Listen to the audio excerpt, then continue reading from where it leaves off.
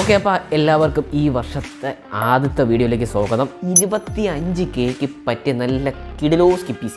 അതായത് ഈ ഒരു 2024 നിങ്ങൾക്കൊരു 25Kക്കൊക്കെ അത്യാവശ്യം ഗെയിമിങ്ങും സ്ട്രീമിങ്ങും എഡിറ്റിങ്ങും GTA 5 ഒക്കെ അത്യാവശ്യം പോകും. GTA 6 പോകുമെന്ന് വെച്ചാൽ GTA 6 ഇനിയിപ്പോൾ വരാൻ കുറേ സമയം എടുക്കും. GTA 6 പോകാൻ കുറച്ച് പാടായിരിക്കും. കാര്യം അതെന്താണെന്നുള്ളത് ഞാൻ ഈ വീഡിയോ പറയാം. പക്ഷേ നിങ്ങൾക്ക് അത്യാവശ്യം ഇതുവരെയുള്ള എല്ലാ ഗെയിംസും ഒരു കുഴപ്പമില്ല, അത് ഗെയിം ചെയ്തുകൊണ്ട് തന്നെ സ്ട്രീം ചെയ്യാൻ പറ്റുന്നൊരു കിടിലം PC ആയിരിക്കും. ഇത് അപ്ഗ്രേഡ് ചെയ്യാൻ പറ്റുമോ എന്ന് ചോദിച്ചു കഴിഞ്ഞാൽ ഇത് അപ്ഗ്രേഡ് ചെയ്യുകയാണെങ്കിൽ നിങ്ങൾക്ക് GTA 6 ഇതിനകത്ത് കളിക്കാൻ പറ്റും. അപ്പോൾ അങ്ങനെ ഒരു ലെവലിലുള്ള ഒരു PC ആണ്. സോ നമുക്ക് എന്തായാലും ഈ ഒരു PC ബിൽഡിന് വേണ്ട പാർട്സ് എന്തൊക്കെയാണെന്നോ. PCയിൽ നമ്മൾ യൂസ് ചെയ്യാൻ പോകുന്ന പ്രോസസ്സർ എന്ന് പറയുന്നത് ഇൻ്റലിലെ i5 6th ജനറേഷനാണ്. 6th ജനറേഷൻ കടകളിൽ കിട്ടാൻ ചിലപ്പോൾ പാടായിരിക്കും. പക്ഷേ മിക്ക ഷോപ്പുകളും, അതായത് പ്രൊഫഷണലായിട്ട് PC ബിൽഡ് ചെയ്യുന്ന ഷോപ്പുകളിൽ കിട്ടാൻ സാധ്യതയുണ്ട്. അതായത് നമ്മളുടെ കൊല്ലത്തും ട്രിവാൻഡ്രത്തും അല്ലെങ്കിൽ തന്നെ PC റിപ്പയർ ചെയ്യുന്ന ഷോപ്പുകളിലും i5 6th ജനറേഷൻ കിട്ടും. പുതിയ പ്രോസസ്സർ ഒരിക്കലും കിട്ടത്തില്ല, യൂസ്ഡ് മാത്രമേ കിട്ടുള്ളൂ.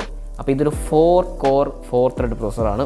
അപ്പം 6th ജനറേഷൻ ആയതുകൊണ്ട് പിന്നെ അത്യാവശ്യം ഇതിനകത്ത് ക്ലോക്ക് സ്പീഡും കാര്യങ്ങളൊക്കെ ഉണ്ട്. കാര്യം i5 ആയതുകൊണ്ട് തന്നെ വലിയ കുഴപ്പമില്ലാത്ത കാര്യങ്ങളൊക്കെ ഓടിപ്പോകും. ഇതിന് സൂട്ടായിട്ടുള്ള മദർ ബോർഡ് എന്ന് പറയുമ്പോഴത്തേക്കും H110 മദർ ബോർഡാണ്. അപ്പോൾ ഇത് പലതരം ബ്രാൻഡുകൾ വരുന്നുണ്ട്. ഫ്രണ്ടൊക്കെ വരുന്നുണ്ട്, അതുപോലെ തന്നെ ആൻഡ് എന്ന് പറയുന്നൊരു ബ്രാൻഡ് വരുന്നുണ്ട്. അപ്പോൾ ഇതൊക്കെ എല്ലാം ലോക്കൽ ബ്രാൻഡുകളാണ്. പക്ഷേ അത്യാവശ്യം കുഴപ്പമില്ലാത്ത കാര്യങ്ങളൊക്കെ ഹാൻഡിൽ ചെയ്ത് പോകുന്ന ഒരു ബ്രാൻഡ് തന്നെയാണ്. വലിയ ഇഷ്യൂസൊന്നുമില്ല. സെബ്രോണിക്സിൻ്റെയും കിട്ടും. സെബ്രോണിക്സിൻ്റെ കുറച്ചുകൂടെ റേറ്റ് കുറവാണ്. സെബ്രോണിക്സ് ഞാൻ എപ്പോഴും പറയാറുള്ളതാണ്, കാരണം നിങ്ങളെ ഭാഗ്യം കണക്കൊക്കെ ഇരിക്കും. അതായത് എപ്പോൾ വേണം അടിച്ച് പോകാം, ചിലപ്പോൾ ഓടും, കുറേ നാൾ ഓടും. സോ ഈ ഒരു മദർ ബോർഡിനകത്ത് നിങ്ങൾക്ക് M.2 NVMe സ്ലോട്ട് കിട്ടുന്നുണ്ട്. പിന്നെ 2 RAM സ്ലോട്ട് വരുന്നുണ്ട്. വൈഫൈയും കാര്യങ്ങളൊന്നുമില്ല. വൈഫൈ കാർഡ് വേണമെങ്കിൽ ഇതിനകത്ത് ഇൻസ്റ്റാൾ ചെയ്യാൻ പറ്റും. അപ്പോൾ നിങ്ങൾക്ക് അഡീഷണൽ വൈഫൈ കിട്ടും. അപ്പോൾ അത്യാവശ്യം കുഴപ്പമില്ലാത്ത നല്ലൊരു മദർ ബോർഡാണ്. ഒരു ബഡ്ജറ്റ് ഫ്രണ്ട്ലി, ഒരു 4000-നകത്തൊക്കെ വരുന്ന, അല്ലെങ്കിൽ ഒരു 4000 റേഞ്ചിലൊക്കെ വരുന്ന ഒരു മദർ ബോർഡാണ്. അടുത്ത റാം എന്ന് പറയുന്നത് 8GB DDR4 RAM ആണ്. അപ്പോൾ നിങ്ങൾക്ക് ഇവിടെ റാമിന് 2 ഓപ്ഷൻസ് ഉണ്ട്. നിങ്ങൾക്ക് വേണമെങ്കിൽ 8GB ഇടണമെങ്കിൽ ഇടാം. പക്ഷേ ഒരു 25Kക്ക് മുകളിൽ കാര്യങ്ങളൊക്കെ പോകുന്നതായിരിക്കും. അതല്ല, നിങ്ങൾക്ക് 8GB ആവശ്യമേ വരത്തുള്ളൂ. അത്യാവശ്യം കുഴപ്പമില്ലാതെ നിങ്ങൾക്ക് സ്ട്രീം ചെയ്യാൻ പറ്റും. കാര്യം ഈ ഒരു PCക്കകത്ത് ഗ്രാഫിക്സ് കാർഡ് വരും. ഒരു സ്ട്രീം ചെയ്യാനായിട്ട് ഉപയോഗിക്കുന്ന സാധനം എന്ന് പറഞ്ഞാൽ ഗ്രാഫിക്സ് കാർഡാണ്. അപ്പം റാമിൽ വളരെ ഡിപ്പെൻഡ് ചെയ്യാനുള്ള ചാൻസസ് വളരെ കുറവാണ്. സോ അപ്പോൾ അങ്ങനെ മൾട്ടി ടാസ്ക് ചെയ്ത് അങ്ങനെ പ്രശ്നങ്ങളൊന്നും വരാനുള്ള ചാൻസ് ഇല്ല. പിന്നെ നിങ്ങൾക്ക് സ്റ്റോറേജ് M.2 NVMe വേണമെങ്കിൽ എടുക്കാം, പക്ഷേ കുറച്ച് പ്രൈസ് കൂടുതലാണ്. അതിന് പകരം നിങ്ങൾക്ക് വേണമെങ്കിൽ SATA SSD എടുക്കാം. സോ ഞാനിവിടെ ചൂസ് ചെയ്യുന്ന M.2 NVMe ആണ്. അപ്പോൾ ആൻറ്റി സ്പോർട്സിൻ്റെ M.2 NVMe ആണ്. 512GB എന്തായാലും വേണം. 256GB വെച്ച് ഒന്നും നടക്കില്ല, വളരെയധികം ശോകമായിരിക്കും. സോ എന്തായാലും മിനിമം അല്ലെങ്കിൽ ഒരു മീഡിയം ലെവൽ എന്നുള്ള രീതിയിൽ 512GB SSD മസ്റ്റാണ്. സോ അടുത്തത് ഇതിനകത്ത് ചൂസ് ചെയ്തിരിക്കുന്ന പവർ സപ്ലൈ എന്ന് പറയുന്നത് 480 വോട്ടിൻ്റെ 80+ ബ്രോൺസ് പവർ സപ്ലൈ ആണ്. അല്ലെങ്കിൽ 80+ സ്റ്റാൻഡേർഡ് പവർ സപ്ലൈ ആയാലും കുഴപ്പമില്ല. ഡീപ്പ് കൂളിൻ്റെ നല്ല പവർ സപ്ലൈ ആണ്. കാര്യം ഒരു 450 എന്തായാലും വേണം. പക്ഷേ അത് 80+ അല്ലെങ്കിൽ സ്റ്റാൻഡേർഡോ ഇങ്ങനെയുള്ള നല്ല ബ്രാൻഡിൻ്റെ ആയിരിക്കണം. നല്ല 80+ ആണ് എപ്പോഴും നല്ല. 80+ ബ്രോൺസ് മിനിമം വേണം. അപ്പോൾ അതാണ് ഏറ്റവും ബെസ്റ്റ് ഓപ്ഷൻ എന്ന് പറയുന്നത്. കാര്യം എന്ന് വെച്ച് കഴിഞ്ഞാൽ ഫ്ലക്ച്വേഷൻസും കാര്യങ്ങളൊക്കെ വരാം.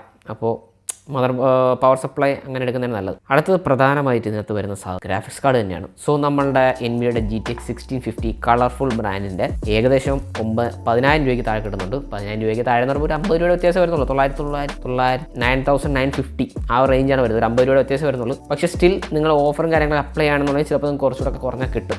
അപ്പോൾ 1650യുടെ പ്രൈസൊക്കെ ഇപ്പോൾ നല്ല രീതിയിൽ കുറഞ്ഞിട്ടുണ്ട്. അപ്പോൾ ഇതൊരു 4GB ഗ്രാഫിക്സ് കാർഡാണ്. ഈ ഗ്രാഫിക്സ് കാർഡ് മതി അത്യാവശ്യം ഒരുവിധപ്പെട്ട എല്ലാ ഗെയിമുകൾ കളിക്കാൻ. സോ ഇതൊരു നല്ല ഓപ്ഷനാണ് ഈ ഒരു ഗ്രാഫിക്സ് കാർഡ്. പിന്നെ അടുത്ത ക്യാബിനറ്റ് എന്ന് പറയുന്നത് നിങ്ങൾക്ക്, ഞാനിവിടെ സെബ്രോണിക്സിൻ്റെ ഒരു ക്യാബിനറ്റാണ് ഇവിടെ ഇട്ടിട്ടുള്ളത്. ഏകദേശം 1700 രൂപയ്ക്ക് ടെമ്പേർഡ് ഗ്ലാസ് ഉൾപ്പെടെ RGB ഫാൻ ഇൻബിൽഡ് ആയിട്ട് വരുന്ന ഒരു അടിപൊളി ക്യാബിനറ്റാണ്. അപ്പോൾ ഈ ഒരു പ്രൈസ് റേഞ്ചിൽ ടെമ്പേർഡ് ഗ്ലാസ് വരുന്ന ക്യാബിനറ്റ് കിട്ടാൻ വളരെ ചാൻസ് കുറവാണ്. അതല്ല, നിങ്ങൾക്ക് വേണമെങ്കിൽ ഫ്രണ്ടൊക്കെ 1000 രൂപയ്ക്ക് കിട്ടും. കുറച്ചുകൂടെ കുറഞ്ഞ റേറ്റിന് PC കേസ് കിട്ടും. അപ്പോൾ PC കേസും അതുപോലെ തന്നെ നിങ്ങൾ M.2 NVMe പകരം നോർമൽ SATA SSD എടുക്കുകയാണെന്നുണ്ടെങ്കിൽ ഈ ഒരു കംപ്ലീറ്റ് PC നിങ്ങൾക്ക് ഒരു 25Kക്ക് ബിൽഡ് ചെയ്യാം.